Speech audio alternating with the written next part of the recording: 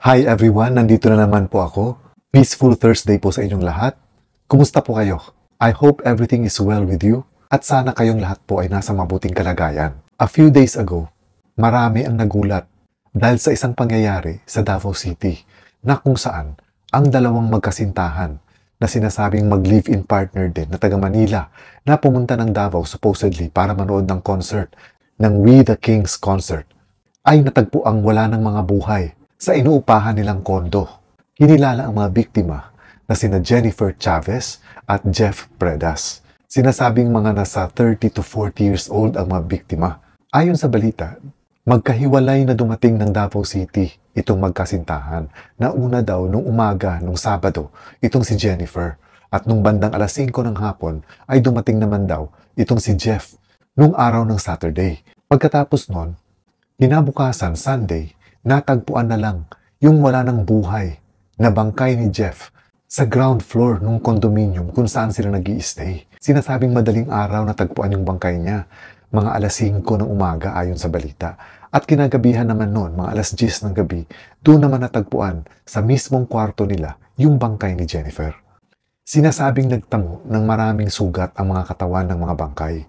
Yung katawan daw ni Jeff Predas, 5 mga malalalim na saksak ang tinanggap niya. At meron pa daw mga 8 minor cuts na nakita sa katawan niya. At ito namang si Jennifer, sinasabing mga nasa 9 din ang tinamo niyang saksak sa kanyang katawan. Ayon sa investigation ng mga pulis, ang tinitinan nilang anggulo dito ay crime of passion o di kaya ay yung may kinalaman sa selos. Although hindi pa naman ito confirmed dahil hanggang sa ngayon, iniimbestigahan pa rin ng mga pulis ng Davao ang nangyari. Mukhang mahirap kasi ang mangyayaring investigation dito sa pangyayaring ito dahil unang-una, walang mga witnesses.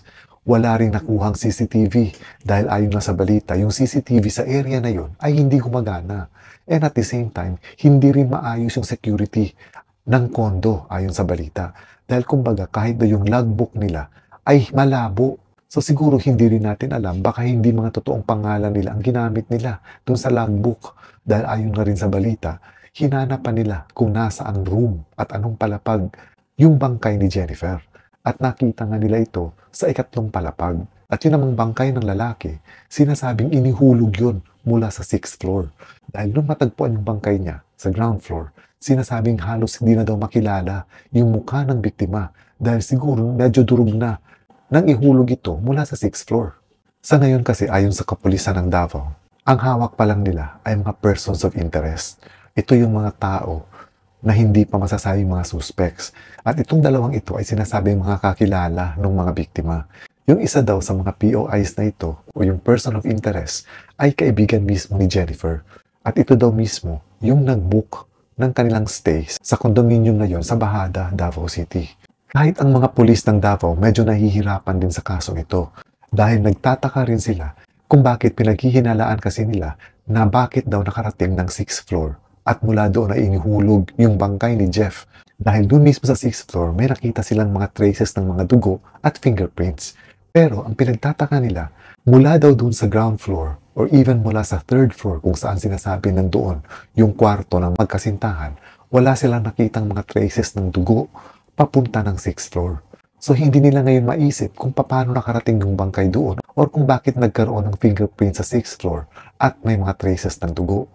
So ang theory pala ngayon ng kapulisan, sinasabi nila na maaaring kinarga yung bangkay at mula 6th floor ay inihulog.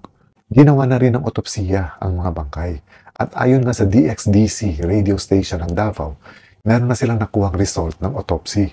At sinasabi daw dun sa autopsy na ang talagang kinamatay ni Jeff Predas ay yung matitinding sugat na tinamo niya na tumama sa kanyang puso. At kay Jennifer naman daw, ang naging sanhi ng kanyang kamatayan ay yung malalim na sugat na tinamo niya sa kanyang leeg. So kung iisipin natin, talagang mahihirapan din yung kapulisan ng Davao dito dahil nga wala nga talagang masyadong maliwanag na mga ebidensya na makapagtuturo sa krimen. At kung ito yung result ng autopsy, ibig sabihin nito, yung lalaki na si Jeff ay maaaring patay na bago ito inihulog mula sa 6th floor. Dahil ayon nga dun sa autopsy, ang kinamatay talaga niya ay yung matitinding saksak na tumama sa kanyang puso.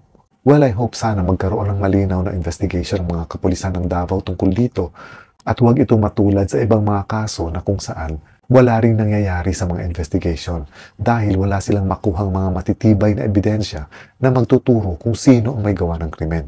Malalim na investigation ang kailangan nilang gawin dito sa kaso nila Jennifer at Jeff, lalong-lalo na walang mga witnesses. At sabi ko nga kanina, ni walang kuha ang CCTV na kahit papano sana ay magpapadali sa kanilang mga investigation.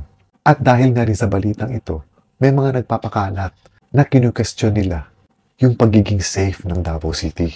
Pero para naman sa akin, yung mga ganitong pangyayari, maituturing din natin itong isolated case lang. Kumbaga, hindi naman ito nangyayari araw-araw para masabi natin na hindi ligtas ang pumunta or magbakasyon or manirahan sa Davao City. Kahit saang lugar naman siguro sa ating bansa, may mga minor crimes at major crimes na nangyayari.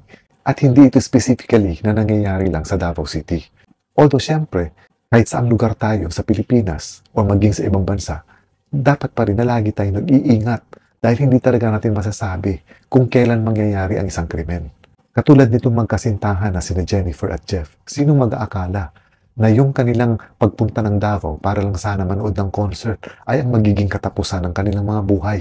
I can just imagine kung ano naging pakiramdam ng mga pamilya ng mga biktima pati ng mga kaibigan nila na umalis sila ng Manila dahil itong si Jeff ay sinasabing taga Parañaque at itong si Jennifer ay sinasabing taga Bacoor, Cavite. Umalis sila ng mga lugar nila nung Sabado na masaya dahil manunood nga ng concert sa Davao City. Yun pala, yun na yung mga huling sandali na makikita silang buhay.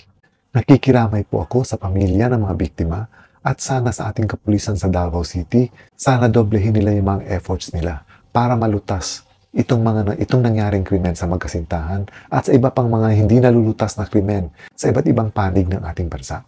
Once again, maraming salamat uli sa inyong panunood. Mag-ingat po kayo lagi. Amping mo kanunay and God bless.